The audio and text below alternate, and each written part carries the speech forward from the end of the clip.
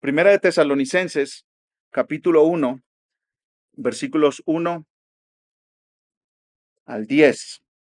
Dice así la palabra del Señor.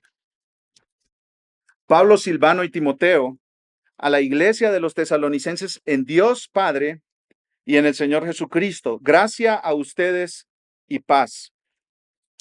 Siempre damos gracias a Dios por todos ustedes, mencionándolos en nuestras oraciones, teniendo presente sin cesar delante de nuestro Dios y Padre su obra de fe, su trabajo de amor y la firmeza de su esperanza en nuestro Señor Jesucristo.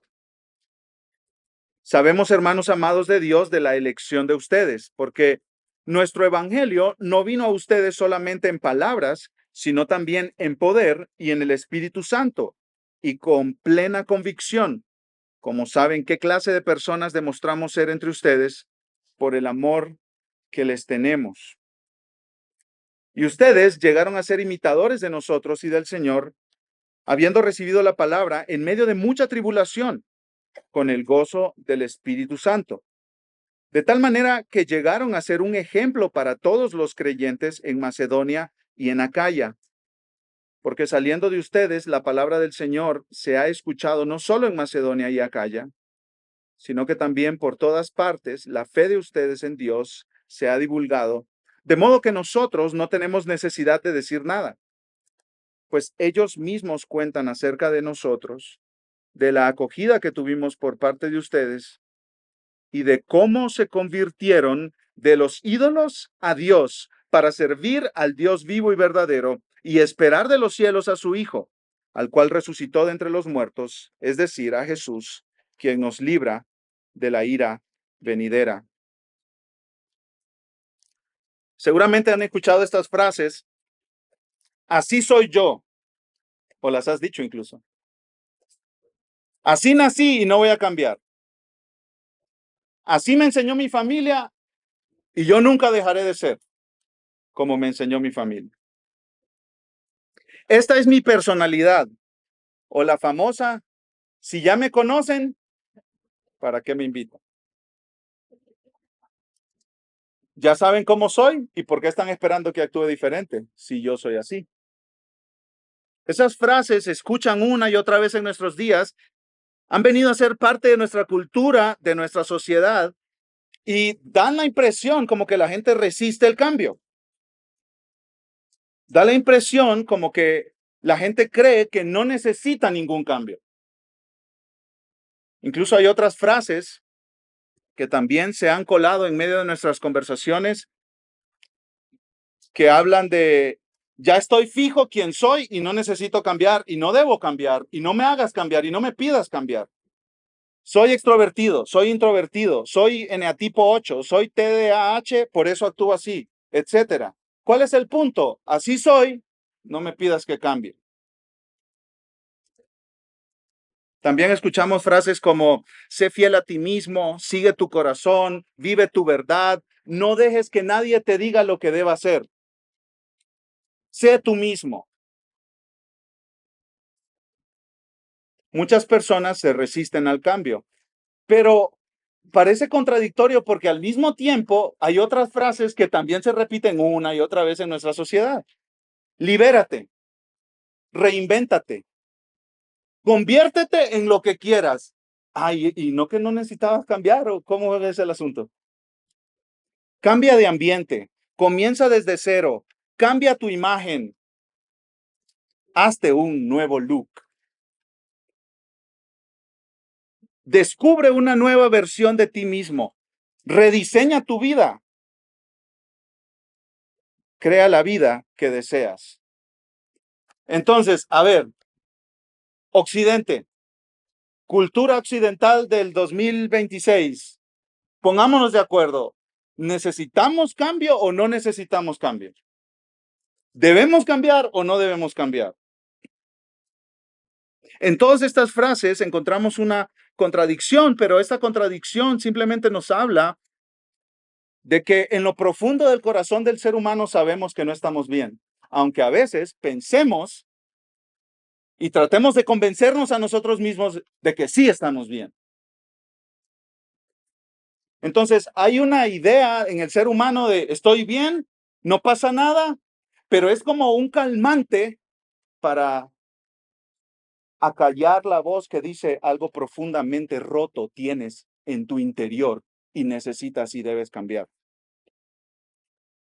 Por eso muchas personas no están satisfechas con su vida y piensan que la solución es un cambio. Cambian los muebles, pintan la casa de otro color, compran ropa nueva, cambian de estilo. Y si su incomodidad continúa, tal vez empiezan a considerar mudarse a otra ciudad. Tal vez ese tipo de cambio es el que va a hacerlo sentir con esa sensación de ya llegué, ya estoy donde debería de estar. Algunos pues buscan cambiar de trabajo, incluso cambiar de esposa o cambiar de marido. Quizá eso solucione lo que yo siento que no está bien conmigo. Y entonces llega Dios y en su palabra nos dice, sí, necesitas un cambio, pero no un cambio superficial. No necesitas maquillarte, necesitas ser total y completamente renovado. Necesitas un cambio total, radical, para tener una vida para la cual fuiste creada. O como dice Mark Dever, ser más plenamente humano. Este domingo, como les dije, comenzamos una nueva serie de sermones sobre temas básicos de la vida cristiana, la conversión, el bautismo, la Santa Cena, la membresía en la iglesia y la disciplina en la iglesia. Y antes de que pienses que todos estos temas son como compartimentos separados, cada cual en su cajita, quiero decirte que no. Todos estos temas están conectados y no puedes entender uno sin entender el otro. Cuando hablemos del bautismo, vamos a hablar de la conversión. Cuando hablemos de la Santa Cena, vamos a hablar de la conversión. Cuando hablemos de la membresía en la iglesia, vamos a hablar de la conversión. Cuando hablemos de la disciplina en la iglesia, vamos a hablar de la conversión. Todo está relacionado. Y queremos ponernos de acuerdo con cada uno de estos temas y también saber cómo están relacionados unos con otros. Y el tema que nos corresponde tocar hoy es la conversión y queremos responder 4 preguntas hoy y una quinta el próximo domingo si el Señor lo permite. Y se las voy a decir. La primera pregunta, ¿qué es la conversión? Simplemente definir la conversión. Segunda pregunta, ¿es necesaria la conversión? Tercera pregunta, ¿qué tan profundo debe ser el cambio en la conversión? Y la última pregunta que responderemos hoy es, ¿cómo sucede la conversión? Y para el próximo domingo vamos a responder una pregunta muy importante que quizá muchos de ustedes se están haciendo en este momento. ¿Cómo yo sé que yo he experimentado la conversión? Esa es una pregunta que da vueltas en la cabeza de muchos cristianos aún por muchos años. Entonces comencemos con la primera pregunta, ¿qué es la conversión? ¿Qué es la conversión? Aquí quiero citar a un escritor, Brad Wheeler, que dice, la conversión es un giro en U en la vida de una persona, una vuelta en U. Está girando con toda la persona, con todo lo que es, lejos del pecado, hacia Cristo para la salvación. De la adoración a los ídolos a la adoración a Dios. Eso es clave porque la conversión implica un cambio de adoración en el corazón. De la adoración a los ídolos a la adoración a Dios. De la autojustificación y la autosalvación a la justificación recibida gratuitamente de Dios y a la salvación recibida gratuitamente de Dios. De la autonomía, yo soy mi propio jefe, mi propio rey, mi propio Dios, a la sumisión a Dios. Tirar las armas y rendirme a Dios por completo. Dejar de pelear y rendirme a Dios. Dios, tú mandas, yo me someto. Lo que tú digas, yo soy todo oídos. De nuevo, leo esta definición de la conversión. La conversión es un giro en U en la vida de una persona Está girando con toda la persona, todo su ser, lejos del pecado, hacia Cristo para la salvación. Desde la adoración de ídolos a la adoración a Dios, de la autojustificación a la justificación de Cristo, de la autonomía a la sumisión al gobierno de Dios. Y veamos el pasaje que acabamos de leer en Primera de Tesalonicenses, mis hermanos, para ver un ejemplo en la Biblia de un grupo de personas que le sucedió esto de la conversión, los tesalonicenses. Y específicamente miremos desde el versículo 8, Pablo está diciendo aquí que ellos recibieron la palabra en medio de mucha tribulación, versículo 6. Estaban siendo amenazados. Si creían en Cristo, iban a perder su trabajo, sus finanzas, su patrimonio, iban a perder sus contactos. Si creer en Cristo a esta gente le estaba costando mucho. Ellos estaban pagando un precio y quiero decirles que aunque hoy no haya persecución y nadie nos esté amenazando porque seguimos a Cristo, siempre hay un precio que pagar por seguir a Jesús.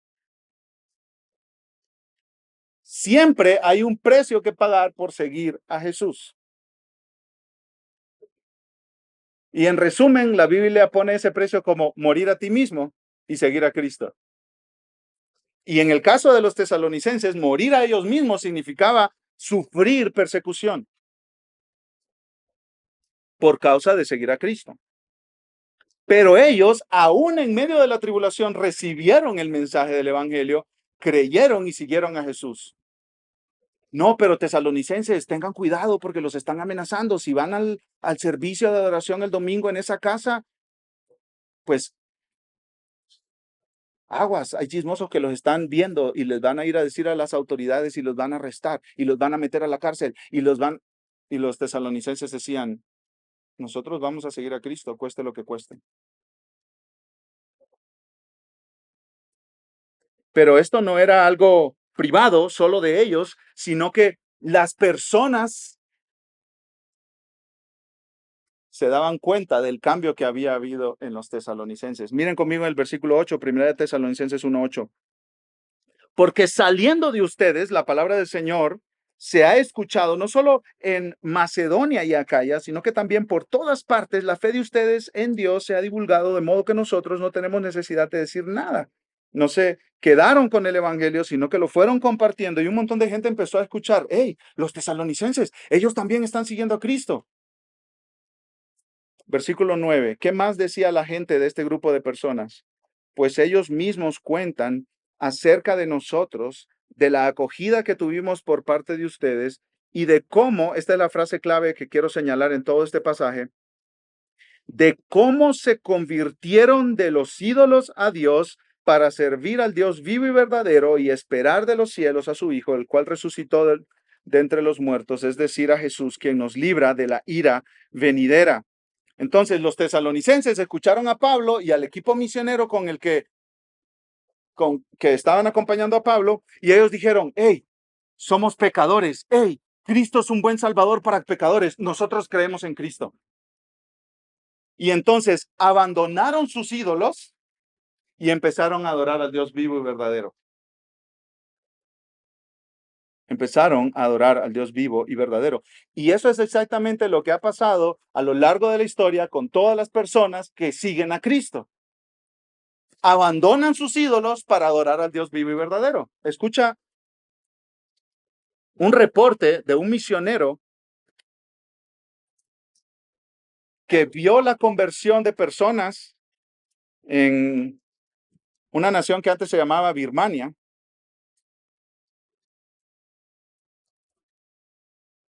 Esta gente que escuchó el evangelio habían estado por mucho tiempo dominados por el animismo,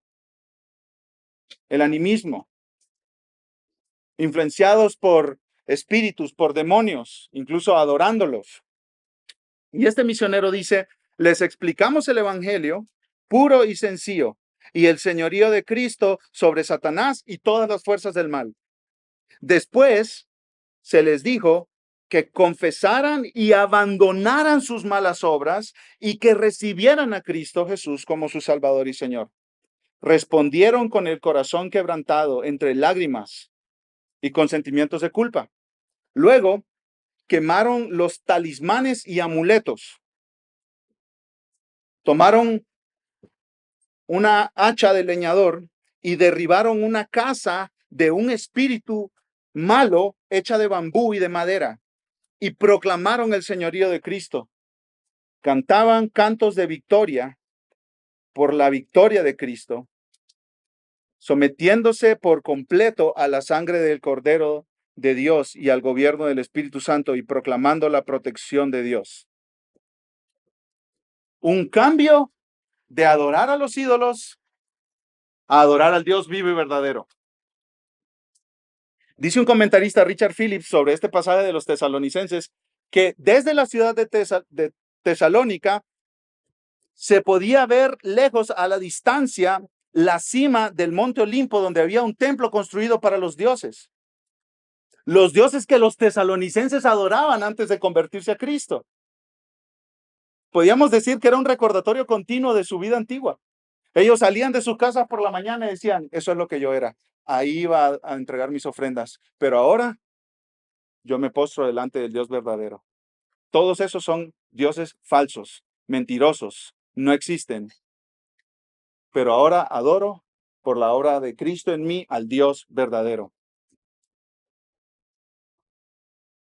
Y quizás tú digas, Daniel, pero a ver, nosotros no tenemos figuritas delante de las cuales nos postramos. Bueno,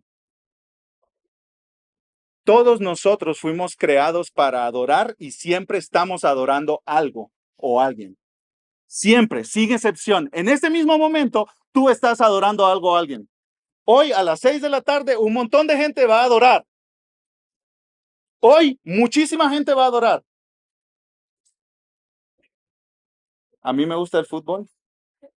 No tengo nada en contra del fútbol. No tengo nada en contra de ver un partido. Pero para muchos, su vida depende de eso. Piensa en un jugador de fútbol que ha entrenado toda su vida y de repente el entrenador, días antes del mundial, dice, tú no vas al mundial. Si ese ha sido su Dios, su vida se va a destruir. ¿Cierto?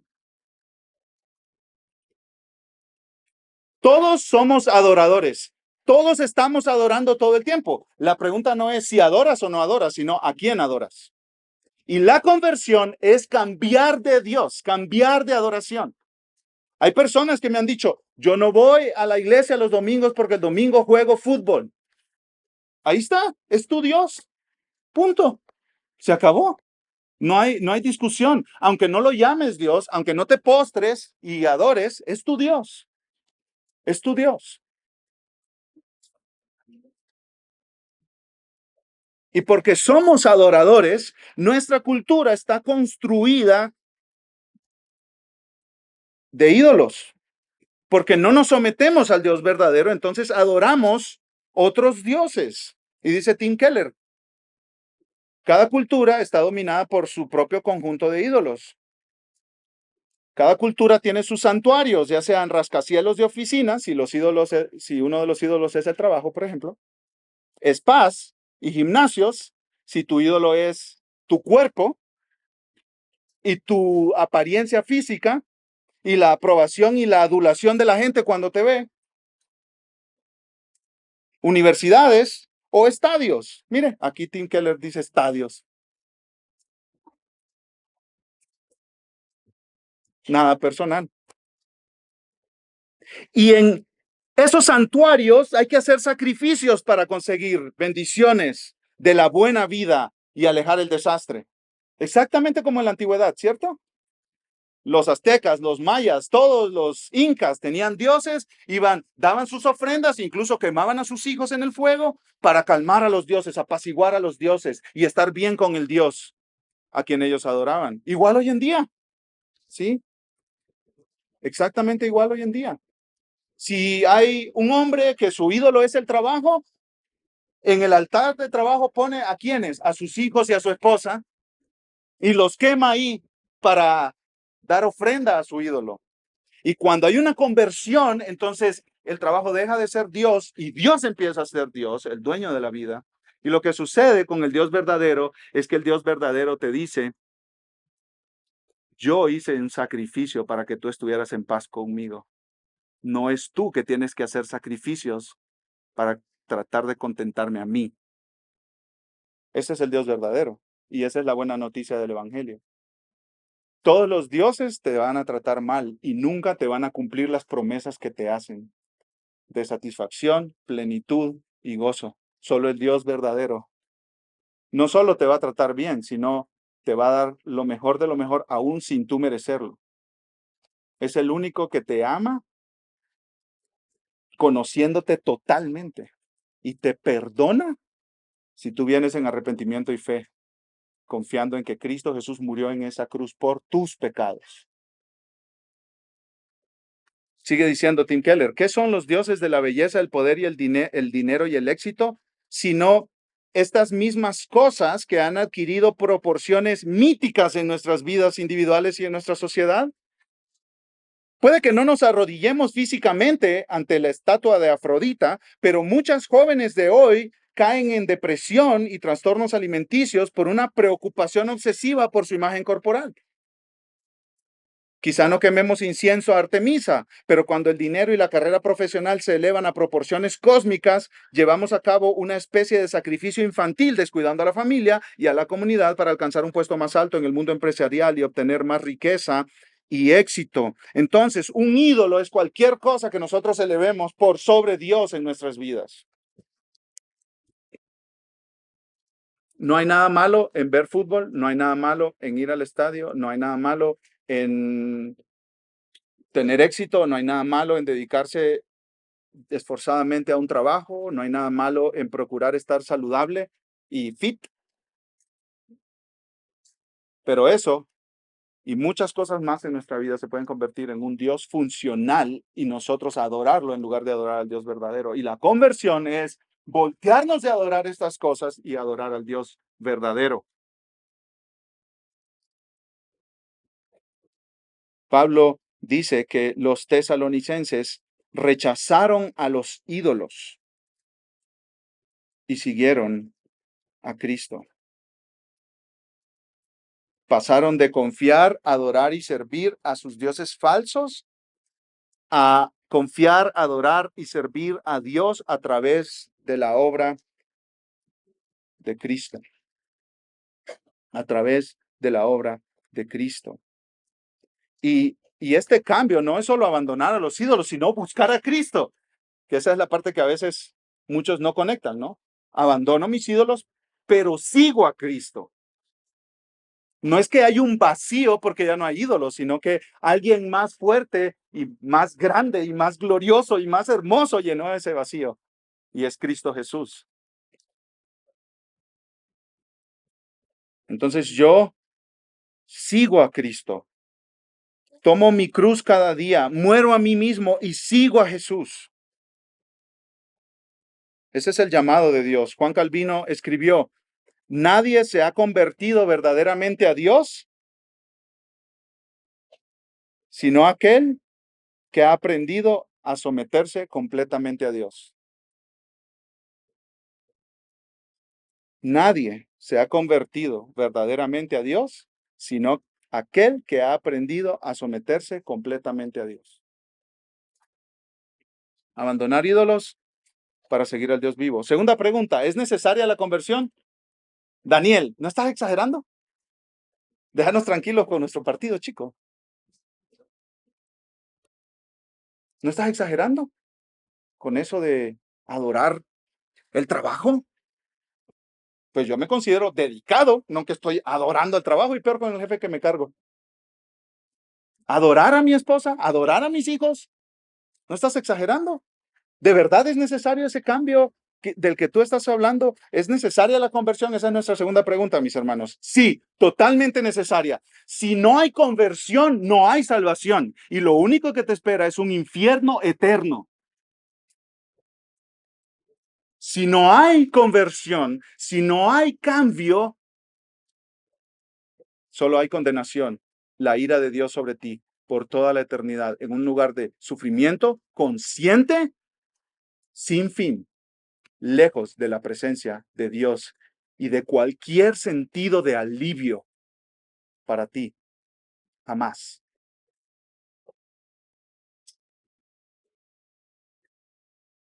¿Y eso dónde está en la Biblia, Daniel?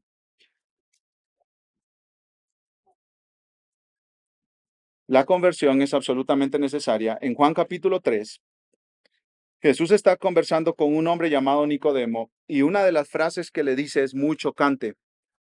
En verdad te digo, Juan 3:3, que el que no nace de nuevo no puede ver el reino de Dios.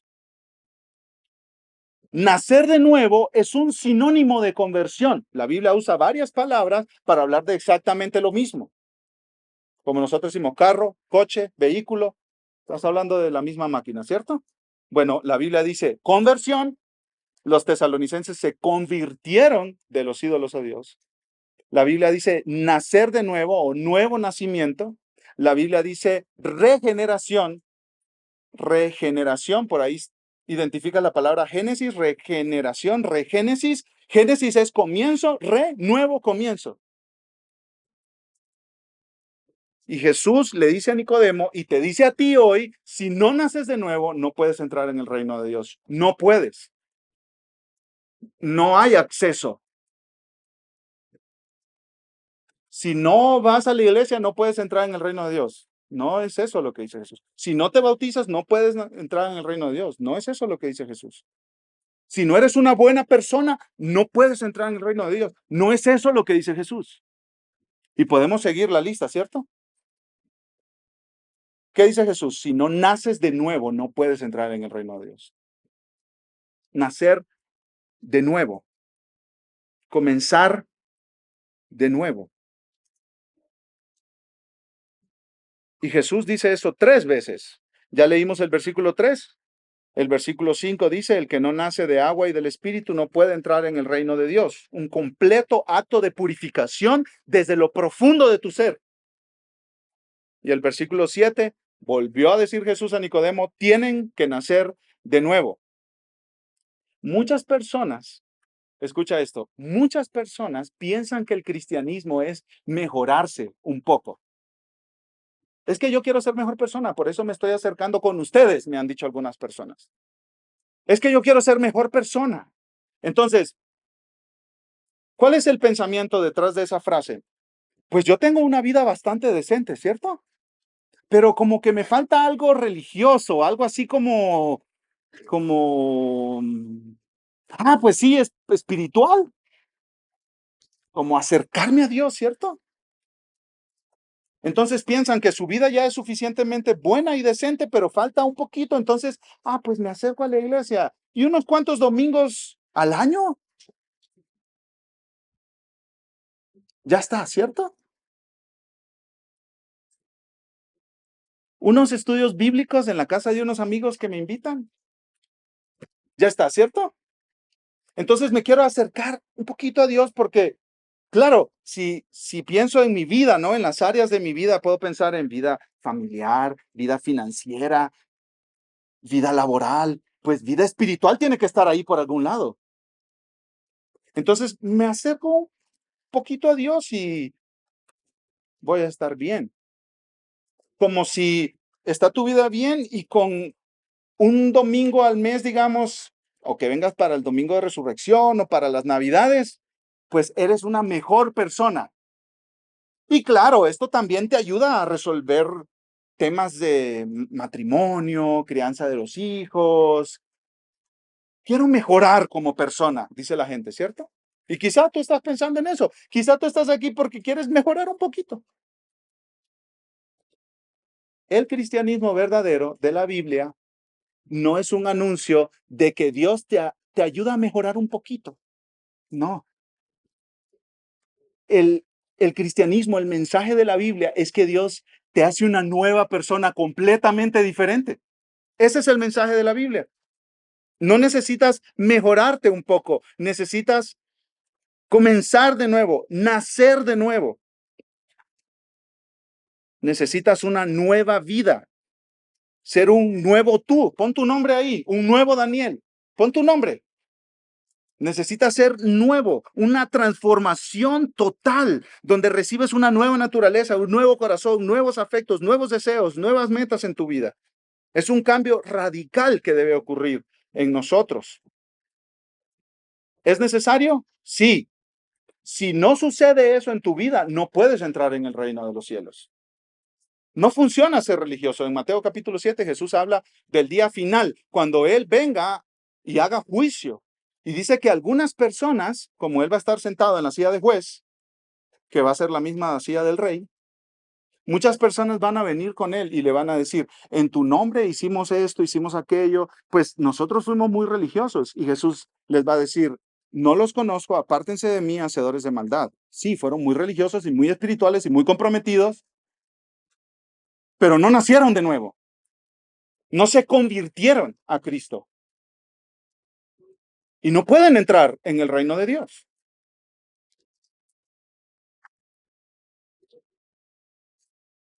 El pastor Sujel Michelén de República Dominicana dice, Jesús no vino al mundo para enseñar a los hombres buenos a ser más buenos o más espirituales. Él vino a salvarnos del terrible impacto que el pecado ha producido en todas las áreas de nuestra vida y sobre todas las cosas en nuestra relación con Dios. Y aquí esto nos ayuda a hacer la transición a la tercera pregunta que vamos a responder hoy. ¿Qué tan profundo debe ser ese cambio en la conversión? Ok, Daniel, ya entendí. No estás exagerando, es necesario. Si no hay esa obra de transformación en mí, yo no puedo, no conozco a Dios y no puedo entrar a su reino. Pero ¿qué tanto, Daniel? Imagínate que tuvieras una casa y que hay unos cuartos y unos closets ahí que aquí aquí no entra Dios. Sí, puedes reacomodar la sala, sí, reacomoda una o dos recámaras, pero hay otras que esas áreas no las toques. ¿Cuánto quiere Dios? ¿Con cuánto está satisfecho Dios de ti? Con todo, absolutamente todo. Cada área de tu vida. Decía un pastor amigo que hay personas que se quieren bautizar, pero con la billetera así. Dinero no me lo toquen. Ese es mío. También Dios es dueño de tu dinero. Y Él quiere que tú lo honres con cómo administras su dinero. Y todas las áreas de tu vida. Tu vida sexual, tu vida laboral, tu uso del tiempo, tus redes sociales, lo que posteas en Instagram, lo que ves en TikTok, todo, absolutamente todo. Piensa en un área de tu vida y Dios quiere esa área también y transformar todo tu ser para que tú vivas honrándole en esa área de tu vida también. ¿Qué tan profundo debe ser este cambio? Aquí no estamos hablando de una resolución de año nuevo, bajar 20 kilos este año. No, no es una resolución de año nuevo.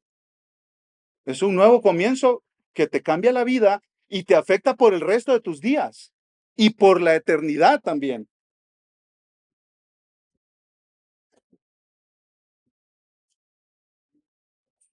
Esto no es de inscribirte a un programa de ayuda social o ser un voluntario para colaborar en alguna de las oficinas del DIF. No, no. Esto es un cambio total, absoluto, radical, profundo. Si puedes, acompáñame a Ezequiel 36. Desde el Antiguo Testamento, ya Dios estaba diciéndole al pueblo, ustedes necesitan un cambio profundo. ¿Qué tan profundo? Tan profundo que el lenguaje que usa la Biblia es, necesitan un nuevo corazón, un nuevo corazón. Ezequiel 36, del versículo 25 al 27. Esta es una promesa que hace Dios al pueblo de Israel y también que nos toca a nosotros, porque a través de Cristo es que se produce esta transformación en una persona. Ezequiel 36, 25 al 27 dice así, entonces los rociaré con agua limpia y quedarán limpios de todas sus inmundicias y de todos sus ídolos los limpiaré. Mira, ahí está el lenguaje de idolatría, de adoración, ¿sí? Además, les daré un corazón nuevo. y pondré un espíritu nuevo dentro de ustedes. Quitaré de su carne el corazón de piedra y les daré un corazón de carne. Pondré dentro de ustedes mi espíritu y haré que anden en mis estatutos y que cumplan cuidadosamente mis ordenanzas. No podemos ir a detalle de todo el contexto de lo que estaba sucediendo en este momento de la historia de Israel, pero lo único que es importante entender para comprender bien estos versículos es que Israel había sido desobediente a Dios y por eso Dios había traído castigo sobre ellos, pero aquí Dios está diciéndoles, hay esperanza, porque la esperanza viene de que yo, dice Dios, haga un cambio no superficial en el pueblo, sino profundo desde el corazón, que les voy a dar un nuevo corazón. Ese es el cambio, esa es la regeneración, esa es la conversión. Quitar los ídolos, la rebelión, la impureza y poner un corazón dentro de nosotros que ame a Dios, que sea sensible a Dios, suave, que sea receptivo para Dios, que ame su palabra, que ame sus mandamientos, que no lo ignore. Un corazón nuevo. Y voy a usar un par de ilustraciones, mis hermanos, muy pertinentes para nuestros días. Y la primera es el terremoto. Hemos estado hablando de los terremotos que han sucedido en Venezuela, ¿cierto? Y seguimos orando por nuestros hermanos y amigos allá. Y hemos visto las imágenes de los edificios. Algunos permanecen en pie y a simple vista externamente parecen habitables todavía, pues están las paredes, las ventanas, las fachadas, pero luego tienen que llegar ingenieros a revisar dentro del edificio, ¿cierto? Y, y hemos visto imágenes, fotos, videos, donde por fuera se mira bien el edificio, pero si tú entras hay grietas y los ingenieros dicen, este edificio tiene problemas estructurales y no es habitable.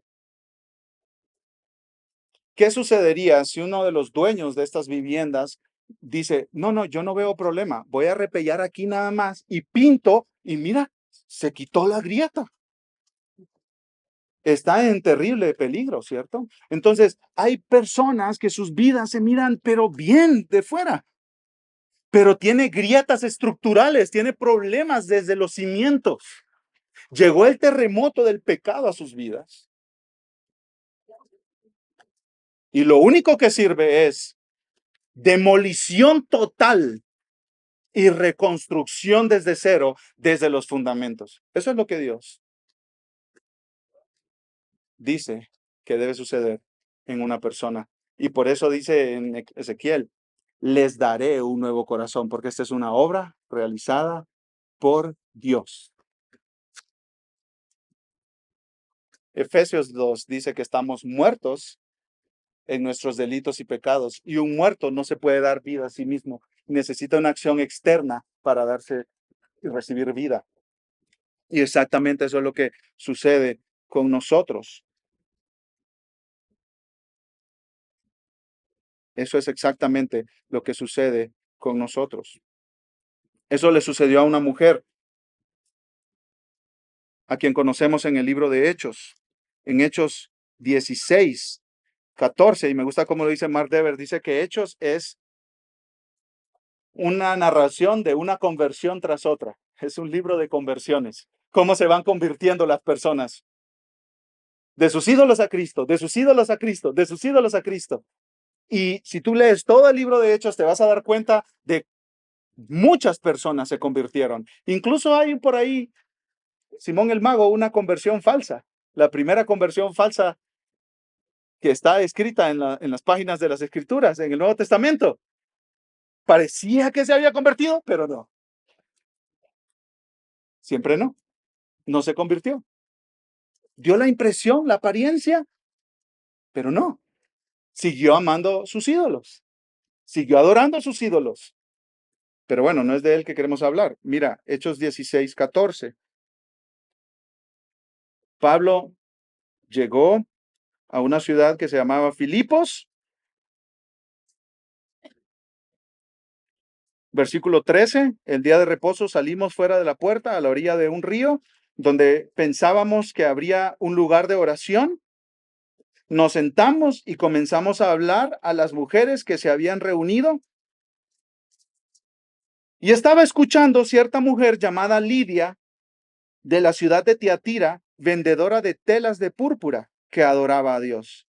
Y el Señor abrió su corazón para que recibiera lo que Pablo le decía. Dios abrió el corazón para que Lidia escuchara y no solo escuchara como le entra por un oído y le sale por el otro, sino recibiera en su ser, en su corazón, sí, soy pecadora, sí, necesito un Salvador, sí, ese Salvador es Cristo. Pablo, misioneros, gracias por venir a decirme este mensaje. Eso es la conversión. Y eso es algo que solo puede ser llevado a cabo por el poder de Dios y es algo radical. Es una alteración total de tu estado espiritual. No es solo ser espiritual, es ser totalmente transformado espiritualmente.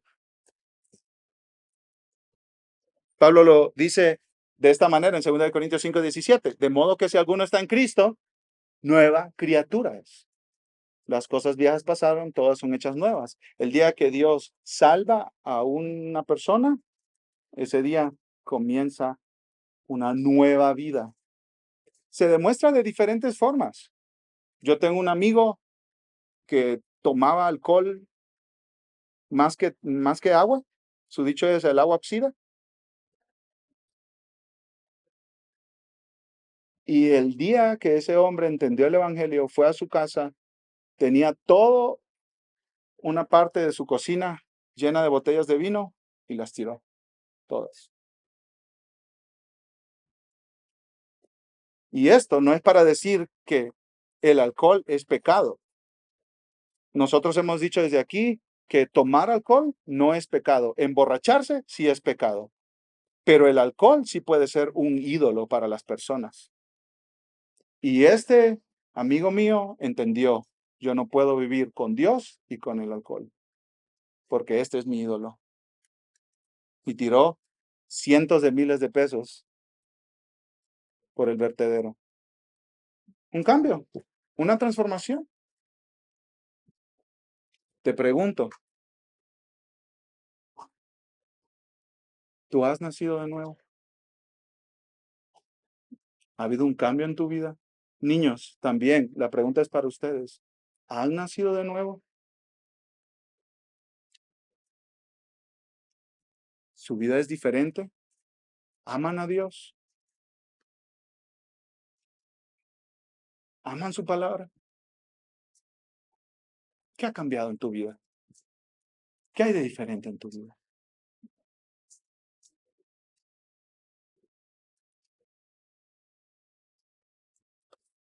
Y aquí quiero que tengamos cuidado porque pueden haber malos entendidos. Hay un cambio interno que es real, radical, profundo, pero hay comportamientos externos y patrones de conducta que cuesta mucho cambiar. Mi amigo tiró todo su vino, pero seguía batallando con otras cosas. No es que llegó a ser perfecto el día que se convirtió. No es que la regeneración quita totalmente el pecado en nosotros. La Biblia es muy realista. En muchas cartas dice, perdónense las ofensas unos a otros. ¿Por qué? Porque vamos a pecar unos contra otros. Incluso el apóstol Pablo en Romanos capítulo 7 dice, yo tengo una lucha contra el pecado. El mal que no quiero hacer, eso hago. Y el bien que quiero hacer, no lo hago. Y tengo un pleito dentro de mí. Entonces, aquí el punto no es que llegas a ser perfecto, pero sí has experimentado un cambio. Quizá no sabes la fecha exactamente que experimentaste ese cambio, el día y la hora, pero sí, hay un cambio. Y no solo tú lo ves, sino las personas que te rodean lo miran también. Y parte de ese cambio es que ahora luchas contra el pecado. Antes no te importaba, ahora luchas contra el pecado. Ahora quieres honrar al Señor. Y la misma lucha es testimonio de que te has convertido, de que hay una transformación en ti.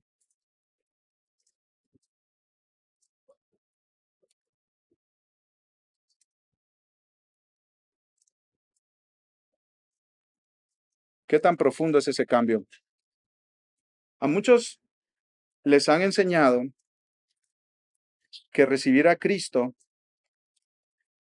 depende de algunas acciones como externas que tú hagas, ¿sí? Por ejemplo, en un sermón como este, algún pastor terminaría diciendo, levanta la mano, repita esta oración conmigo, pasa al frente.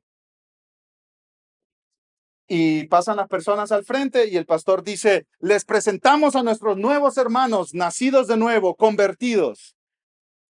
Y la pregunta es, ¿la Biblia dice eso?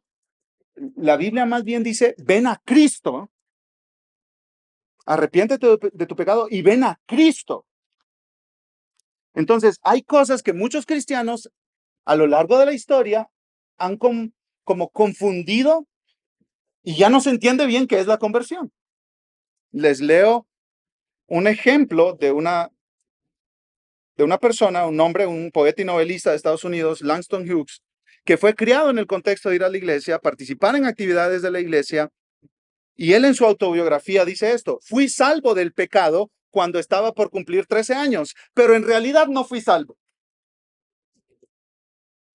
Sucedió así. Hubo una gran campaña de avivamiento en la iglesia de mi tía. Todas las noches, durante semanas, hubo mucha predicación, canto, oración y gritos de júbilo. Finalmente, todos los jóvenes del pueblo habían pasado al altar y habían sido salvos, excepto un muchacho y yo. Este muchacho se llamaba Wesley. Wesley y yo, rodeados de hermanos y diáconos que oraban, los escuchábamos. Hacía mucho calor en la iglesia, ya era tarde. Finalmente Wesley me dijo en un susurro, hey, estoy cansado de estar aquí. Levantémonos y seamos salvos. Así que él se levantó y fue salvo. Yo me quedé completamente solo en el banco de los penitentes, porque antiguamente en las iglesias se usaba un banco de los penitentes. Por si tú sentías conciencia de pecados, te ibas a sentar ahí a hacer algo de penitencia, mientras entendías el evangelio, se suponía. Mi tía vino, se arrodilló junto a mí y lloró, mientras las oraciones y los cantos resonaban a mi alrededor en aquella pequeña iglesia. Toda la congregación oraba por mí, solo por mí, con clamor y gemidos. Dios no había fulminado a Wesley por tomar su nombre en vano ni por mentir en el templo. Así que decidí que para evitar más problemas, yo también debía mentir y decir que Jesús había venido, levantarme y ser salvo. Así que me levanté. Y de repente toda la sala estalló en un mar de gritos de alegría cuando me vieron ponerme de pie. Después no pude soportar decirle a mi tía que había mentido, que había engañado a todos en la iglesia, que no había visto a Jesús y que desde ese momento ya ni creía que Jesús existiera. ¿Cuál es el llamado que hace Dios para la conversión de los pecadores? El llamado es: ven a Cristo. Dios ha salvado a muchas personas con invitaciones de ven adelante, levanta tu mano, repite esta oración. Algunos de ustedes han sido salvos así, pero no son salvos por esas acciones externas. Paso 1, paso 2, paso 3. Repetí la oración, ya soy parte de la familia de Dios. No, no eres salvo por eso. Eres salvo porque reconoces que eres pecador, te arrepientes del pecado y pones tu fe, esperanza y confianza solamente en Cristo para salvación de tu alma. Descansas solo en Cristo para la salvación. Si te preguntan, si tú mueres hoy, ¿qué pasa para ti después de morir? Y tú dices, yo voy a la presencia de mi Creador porque Cristo me perdonó de todos mis pecados. Cristo salva, solo Cristo salva, nada más, ni nadie más. Y el llamado para ti hoy es: arrepiéntete de tus pecados y ven a Cristo. Arrepiéntete de tus pecados y ven a Cristo. Lo que decimos domingo tras domingo: arrepiéntete de tus pecados y ven a Jesús. Esas son buenas noticias. Abandona tus ídolos que nunca te van a cumplir sus promesas falsas. Abandona tus ídolos que te van a destruir y te van a acabar y te van a llevar a la condenación eterna. Y ven a Jesús, adorándolo como el único Dios y el único Salvador de tu alma. El único Salvador de tu alma. ¿Cómo sucede la conversión? Cuarta y última pregunta. ¿Cómo sucede la conversión? La Biblia dice que este gran cambio, esta conversión normalmente viene a través de escuchar, leer o estudiar la palabra de Dios. Les voy a leer varios versículos que hablan de eso. Salmo 19:7. La ley del Señor es perfecta, que restaura o convierte el alma. La ley del Señor está escrita aquí, 66 libros, en la palabra inerrante e inspirada de Dios. Esta palabra convierte el alma. Juan 5:24, Jesús hablando, dijo lo siguiente: el que oye mi palabra y cree al que me envió, tiene vida eterna y no viene a condenación, sino que ha pasado de muerte a vida. Escuchar la palabra y creer. Escuchar la palabra y confiar. Romanos 10:17. Así que la fe viene del oír y el oír por la palabra de Cristo. El pecador escucha la palabra y el llamamiento de Dios, arrepiéntete y cree, y esa misma palabra tiene el poder de resucitar a un muerto y darle vida. Eso fue lo que le pasó a los tesalonicenses, ¿cierto? Recibieron la palabra, se convirtieron de sus ídolos para adorar al Dios vivo y verdadero. No hay salvación sin la palabra. No hay salvación sin el evangelio. No hay salvación sin el mensaje. Ese famoso dicho de predica todo el tiempo y si es necesario usa las palabras, no está bien, no está bien. Claro, habla de que lleves una vida ejemplar, que dé buen testimonio del evangelio, y eso es correcto. Pero si tus vecinos, si mis vecinos, eso es todo lo que observan, no van a ser salvos. Viéndome portarme bien, necesitan escuchar la palabra de Dios. Nuestros hijos no van a ser salvos solo porque sí, necesitan escuchar la palabra de Dios. Y por eso estamos llamados los padres a estar hablándoles el evangelio todo el tiempo y no buscar, escuchen esto, padres, no buscar cambios conductuales solamente. Ah, mi niño ya se porta bien, está bien. Mira qué cristianito es el niño. No es como aquel, casi le salen cuernos. Como un pastor dice que a veces va a los juegos de niños en los centros comerciales y que dice que ni se atreve a preguntarle al niño cómo se llama porque el niño le va a decir Legión.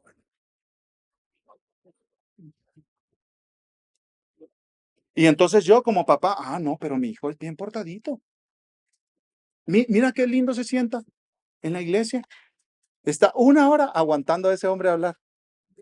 ¿A poco no da demostración de ser una buena persona? Papá, mamá, no busques cambios conductuales porque puedes tener un lindo niño bien portado a los ojos del mundo que odia a Dios en su corazón. Háblales de Jesús. Explícales. Diles, por esto vino Jesús. Mamá, pero ya me dijiste eso. Lo necesitas escuchar. Y yo también. Este es el mensaje más maravilloso que hay en el universo. No te puedo contar una mejor historia que la historia del mayor rescate de la humanidad. Dios encarnado que vino a morir, tomando el lugar de pecadores para transformarlos, salvarlos, cambiarlos y darles vida eterna. No hay nada mejor que eso. ¿Qué es mejor que eso?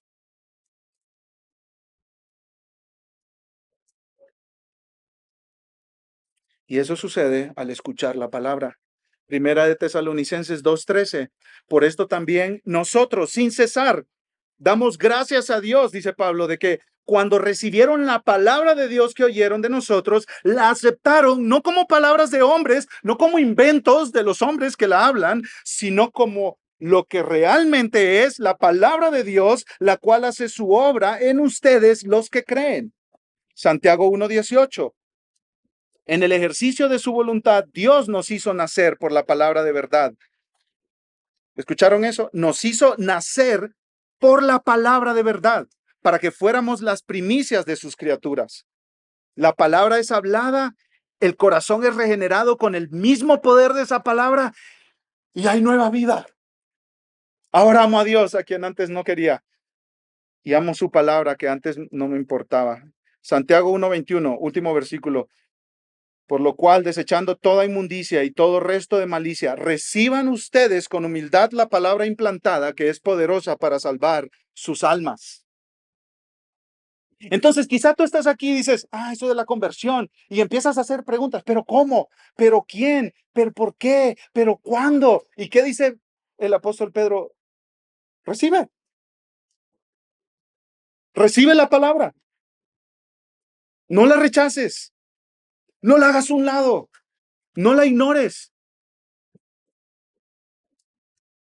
no dejes que el partido te distraiga. Presta atención, escucha, escucha. Estás pensando, "Ay, ahorita voy al Costco, las líneas están increíbles". No, no, escucha. No empieces a poner excusas para rechazar la palabra de Dios. Recíbela. Cristo murió por mí, que soy pecador, que merezco ir al infierno, pero Cristo lo pagó en esa cruz. Recibe la palabra. Desechando toda inmundicia y todo resto de malicia, abandona tus ídolos.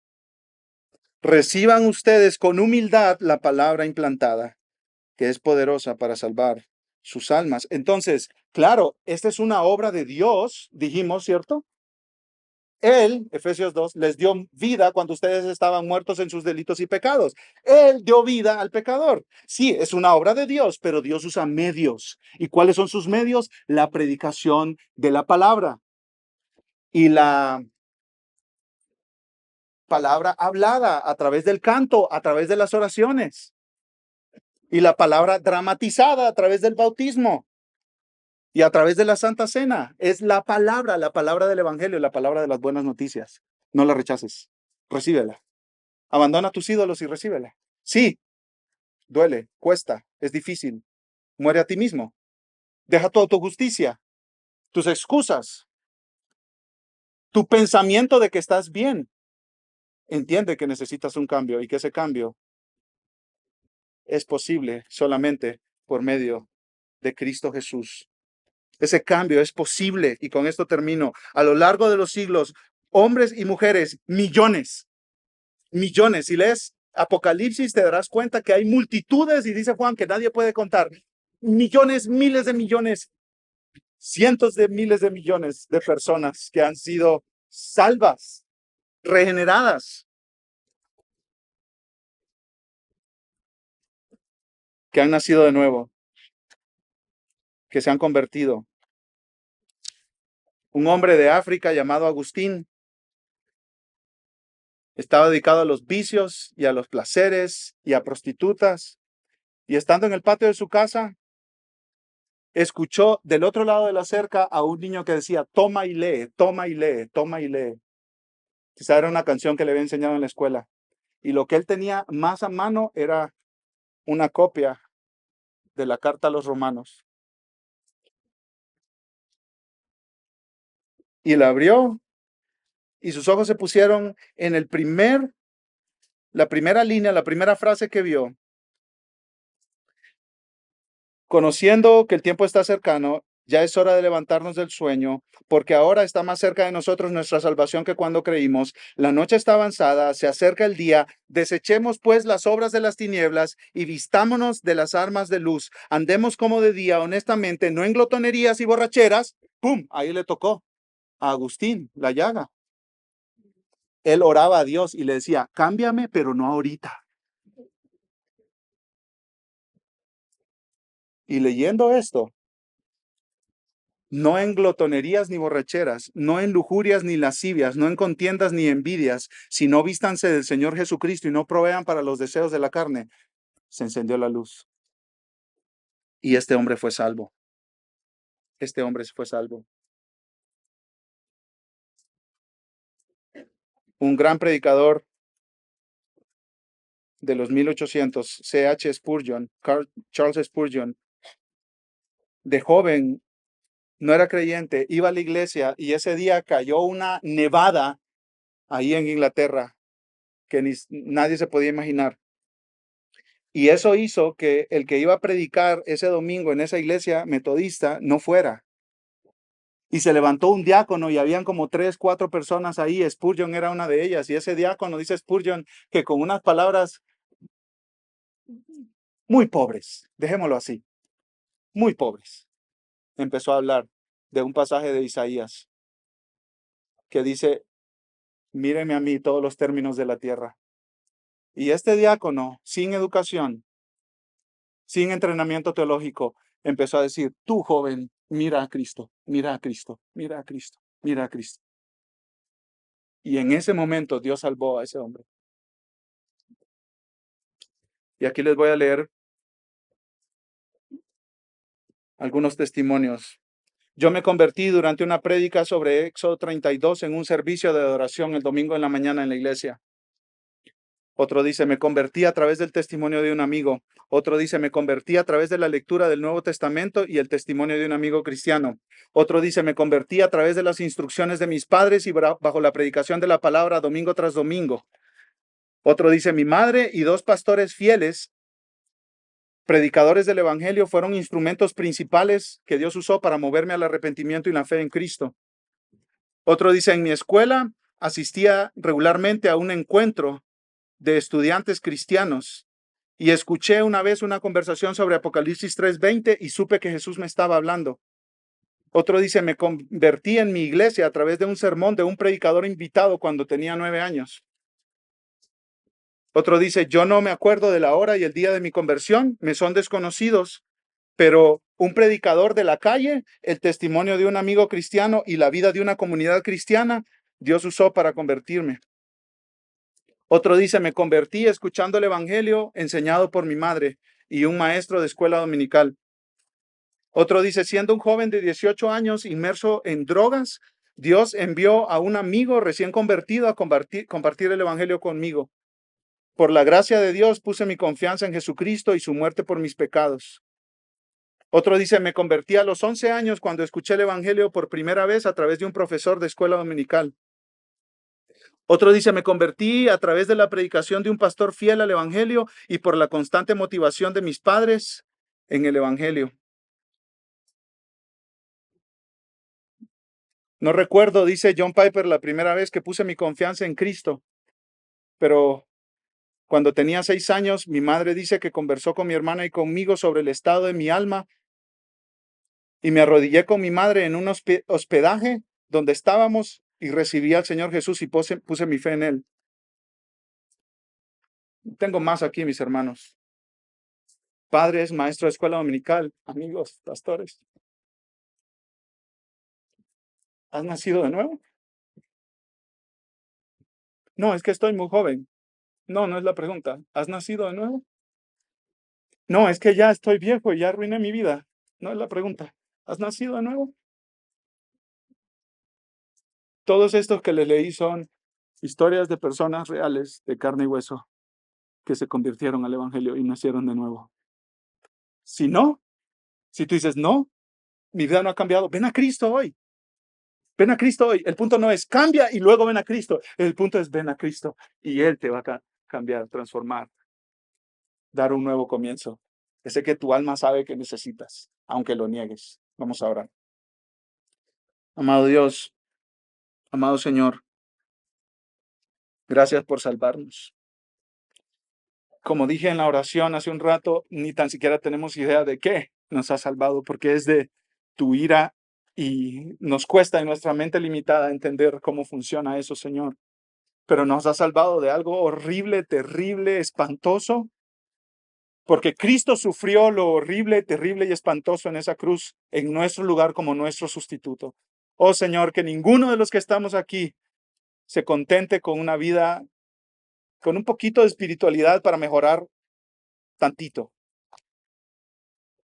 Oh Padre, que todos nazcan de nuevo, que todos seamos convertidos por el poder de tu Espíritu Santo, que todos vengamos a Cristo, arrepentimiento y fe, para tu gloria. Haz tu obra de salvación, incluso hoy, incluso en este mismo momento, en el nombre de Jesús. Amén.